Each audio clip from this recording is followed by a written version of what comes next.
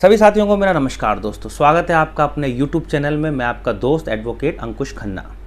दोस्तों AIBE18 जिसके बारे में मैं आपको पहले भी बता चुका हूं और एक मैंने वीडियो भी बनाई थी कि एग्ज़ामिनेशन कब होगा, फॉर्म फिलअप कब होगा और एडमिट कार्ड कब आएगा और एटसेट्रा एटसेट्रा। अब मैं आपको बताऊँगा कि AIBE पास करने का सबसे सटीक तरीका क्या हो सकता है। बहुत से लोग कमेंट करके मुझसे पूछ रहे थे कि सर मैं 2 बार फेल हो चुका हूँ या हो चुकी हूँ, अब 3rd अटैम्प्ट है, तो प्लीज़ कुछ ऐसा बता दीजिए कि बस पास हो जाए। देखिए, अब जो वीडियो मैं बना रहा हूँ इस वीडियो को आप एंड तक ज़रूर देखिएगा और मैं इसमें आपको एक एक स्टेप बताऊँगा, पास होने का एक सटीक तरीका भी बताऊँगा और उसके अलावा आपको किस मैनेजमेंट को ध्यान में रखना है। आई मीन टाइम मैनेजमेंट की बात कर रहा हूँ मैं कि एग्ज़ामिनेशन का जो पूरा प्रोसेस है वो आपको पूरे टाइम मैनेजमेंट के साथ कंप्लीट करना पड़ेगा। तो शुरुआत करते हैं इसकी और थोड़ा सा मैं आपको आइडिया भी दे दूंगा इसके बारे में। तो देखिए, सबसे पहले लोग क्या करते हैं, जो स्टूडेंट्स हैं वो क्या करते हैं कि बुक स्टॉल में जाते हैं और कहते हैं भैया वो ऑल इंडिया बार एग्ज़ाम आने वाला है, उसकी कुछ बुक्स दे दीजिए, और बुक स्टॉल वाला उनको बुक्स दे देता है।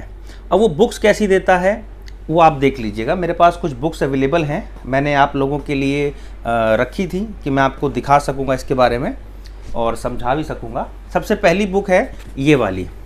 इस बुक का नाम है ऑल इंडिया बार एग्ज़ामिनेशन AIBE गाइड। अब देखने में तो ये ऐसी लग रही है कि जैसे कि ये पूरी अगर आप पढ़ लेते हैं तो आप एग्ज़ाम पास कर ही लेंगे, मगर ऐसा नहीं है। ये बुक आपको सिर्फ और सिर्फ, ये एक प्रकार की गाइड है, बुक नहीं है, ये गाइड है। इसमें कुछ सैम्पल पेपर्स हैं कि किस तरह के क्वेश्चंस आते हैं, किस तरह से आंसर्स आते हैं, किस तरह से हमें उसको चेक करना होता है, किस किस लेवल के क्वेश्चंस आते हैं कुल मिला करके। तो अब आप एक बात बताइए, अगर आप इस बुक को लेकर के एग्ज़ामिनेशन हॉल में जाते हैं, 3 घंटे का एग्ज़ाम, 3 साढ़े 3 घंटे का जो एग्ज़ाम होता है, उस एग्ज़ाम में ये बुक आप ले करके जाते हैं। अब कोई भी क्वेश्चन किसी भी पर्टिकुलर सब्जेक्ट से आ गया मान लीजिए, तो कैसे आप उसको ढूंढेंगे? इंडेक्स देखेंगे, इंडेक्स में भी ढूंढेंगे तो क्या मिलेगा आपको, कैसे मिलेगा? देख लीजिए, कुछ खास इंडेक्स भी नहीं है इसके अंदर का। आप देखिएगा इस बुक को। तो ये सिर्फ आइडिया लगाने के लिए है कि इस टाइप के क्वेश्चंस आते हैं। अगर आप इस बुक को लेकर के जाएंगे तो शायद एक भी क्वेश्चन इसमें से नहीं आएगा, और बहुत से लोग हर बार ये गलती करते हैं। अब दूसरे नंबर पे आती हैं हमारे पास कुछ और बुक्स हैं। ये तो हो गई एक गाइड। अब बुक्स की प्रॉपर बात करते हैं जो बुक स्टॉल वाले आपको दे देते हैं। इसमें भी मैंने आपके लिए कुछ अवेलेबल करवाई हुई है। यहाँ पर क्रिमिनल मेजर एक्ट, बृहद अपराध अधिनियम, ये बुक है। इस बुक के अंदर अगर आप, इसमें हिंदी और इंग्लिश दोनों सब्जेक्ट में है, तो इसमें the code of criminal procedure, Indian penal code और एविडेंस, यानी कि 3 सब्जेक्ट इसके अंदर हैं। जो कितने कितने मार्क्स के आते हैं वो आपको पता चली जाएगा जब आपने शायद वो देख लिया होगा जो इनका सिलेबस है, उसमें कौन सा सब्जेक्ट कितने मार्क्स का है। तो अगर इस बुक को भी आप लेके जाते हैं और मान लीजिए कोई क्वेश्चन एविडेंस एक्ट में से आ जाता है, तो भाई साहब कहाँ ढूंढेंगे उसको, आप किस जगह पर जा कर के देखेंगे? यूँ ही निकल जाएगा एग्ज़ाम आपका, फिर आप कहेंगे कि मैं फेल हो गया। तीसरी बुक है हमारे पास, ये रही, the code of civil procedure. अब बताइए, इसमें हमारे पास मतलब मैं क्या ही बोलूँ आपको कि ये किस तरह से आप एग्ज़ाम निकाल पाएंगे इन बुक्स को लेकर के। ये बुक है, शायद वो मतलब इसका नाम आपको नहीं यहाँ पे शो कर रहा होगा, the code of civil procedure लिखा हुआ है। अब इसमें भी कुछ सब्जेक्ट है, हिंदी और इंग्लिश दोनों हैं, मगर वही बात है कि सर आप कैसे ढूंढेंगे? एग्ज़ाम आएगा, आप ढूंढेंगे, नर्वस होंगे, एग्ज़ाम में क्वेश्चन छूट जाएंगे, क्योंकि एक एग्ज़ाम, एक क्वेश्चन को सॉल्व करने के लिए 30 सेकंड से ज़्यादा आपको लेने नहीं है, 30-40 सेकंड से। और अगर एक क्वेश्चन में आप 15-20 मिनट लगा देंगे ढूंढने में, तब भी नहीं मिलेगा आपको। मिल भी गया तो भी आप 100 क्वेश्चन अटैम्प्ट नहीं कर पाएंगे। तो वेस्टेज ऑफ टाइम, मनी। ये बुक्स होती हैं पूरे साल पढ़ने के लिए। पूरे साल अगर आप उसकी तैयारी करते हैं तो ये बुक्स आपको उसमें हेल्प करती है। अब शॉर्ट टर्म हमें तो तुरंत पास होना है, तुरंत पढ़ना है, सब कुछ तुरंत, क्योंकि बहुत से लोग ऐसे भी हैं कि जो लॉ की प्रैक्टिस के साथ साथ अपने बाकी काम भी करते हैं, और कुछ लोग ऐसे भी हैं जो LLB स्टूडेंट्स होते हैं मगर वो साइड में कुछ पार्ट टाइम जॉब भी करते हैं। तो आई एग्रीड कि समय नहीं मिल पाता होगा आप लोगों को, मगर फिर भी तो आपको पढ़ना पड़ेगा। पास होने के लिए कोई मैजिक नहीं लगता, कोई मैजिक नहीं है इसके पीछे। आपको पास होना है तो आपको पढ़ना पड़ेगा फॉर श्योर। अब उस ट्रिक्स कैसे यूज़ कर रही हैं वो आपको खुद डिसाइड करना पड़ेगा।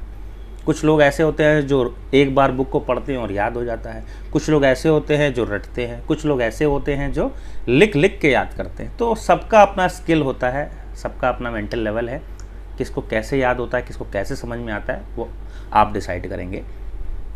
मैं तो आपकी सिर्फ इतनी हेल्प कर सकता हूँ कि इसमें आपको सबसे पहले किसी भी, आप जिस भी शहर में रहते हैं उस शहर के कोई एक फेमस मार्केट ज़रूर होगी उस शहर में, चाहे वो कोई भी शहर हो।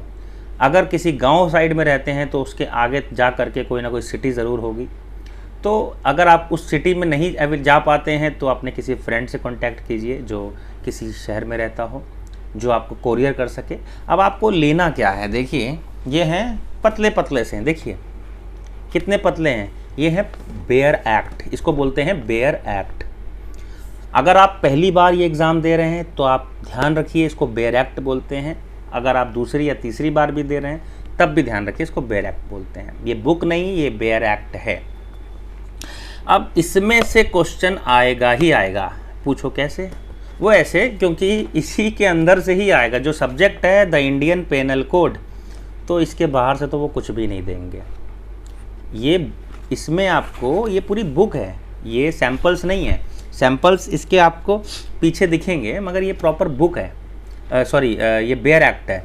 तो इसको आपको देखना है। सबसे पहले क्या करना है आपको, इंडेक्स, इसके इंडेक्स पे जाना है और इंडेक्स चेक करना है आपको।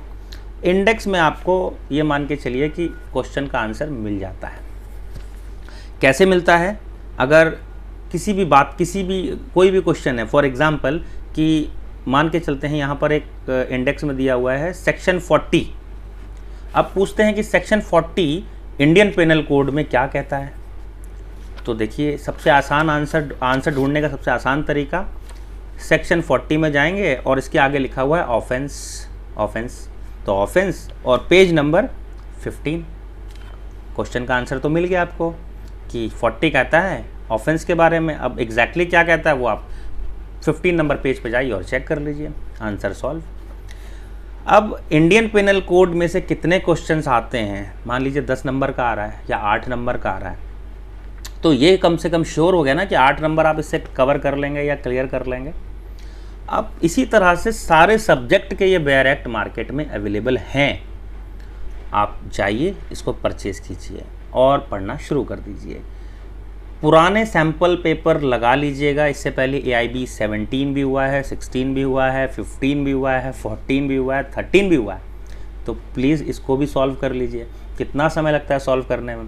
वो सॉल्व मैं इसलिए नहीं बोल रहा हूँ आपको करने के लिए कि उसमें से क्वेश्चन आएगा, मैं इसलिए बोल रहा हूँ कि आपको आइडिया लग जाएगा कि हर साल कितने क्वेश्चन रिपीट हो रहे हैं। फॉर एग्जांपल 16 और 17 के कितने क्वेश्चन रिपीट हुए हैं, 5, 6, 7, आपको आइडिया लग जाएगा। दूसरा, आपको नॉलेज मिलेगी, आप किस तरह से उस एग्ज़ाम को क्लियर कर सकते हैं, कितने नंबर का क्वेश्चन कहाँ से आ रहा है ये आपको पता चल जाएगा। पास होने के लिए 45 मार्क्स चाहिए, 45 मार्क्स आ जाएंगे, कोई बड़ी बात नहीं है। तो अगर आप फर्स्ट अटैम्प्ट कर रहे हैं, सेकंड अटैम्प्ट कर रहे हैं या थर्ड अटैम्प्ट कर रहे हैं, घबराने की ज़रूरत नहीं है। मैं हर वीडियो में यही बोल रहा हूँ आपको। नर्वस होंगे तो एग्ज़ाम बेकार हो जाएगा आपका। ये दूसरा बेयर एक्ट है हमारे पास, कोड ऑफ सिविल प्रोसीजर, ये दूसरा बेयर एक्ट है। तो इंडेक्स देख लीजिए, थोड़ा बहुत समय मिले तो पढ़ लीजिए। ये मेरी गारंटी है कि अगर आप इसको आखिरी के 10 दिन भी पढ़ लेंगे, बेयर एक्ट समझ लेंगे इसके बारे में, तो पास हो जाएंगे।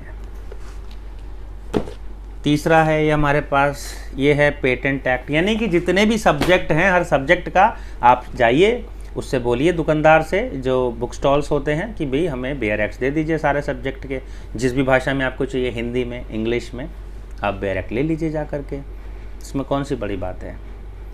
और अगर कुछ और भी पूछना चाहते हैं तो प्लीज़ कमेंट कीजिए। ये वीडियो कैसा लगा इसको ज़रूर बताइएगा। चैनल में अगर नए हैं तो प्लीज़ सब्सक्राइब कर दीजिएगा। एक फैमिली बन के रहना बहुत ज़रूरी है लाइफ में। अकेले आप कुछ नहीं कर सकते, एक टीम चाहिए होती है हर चीज़ के लिए। कल को आप एक लॉयर बनेंगे, उसके लिए भी एक टीम होगी आपके पास, आपके जूनियर्स, आपके सीनियर्स।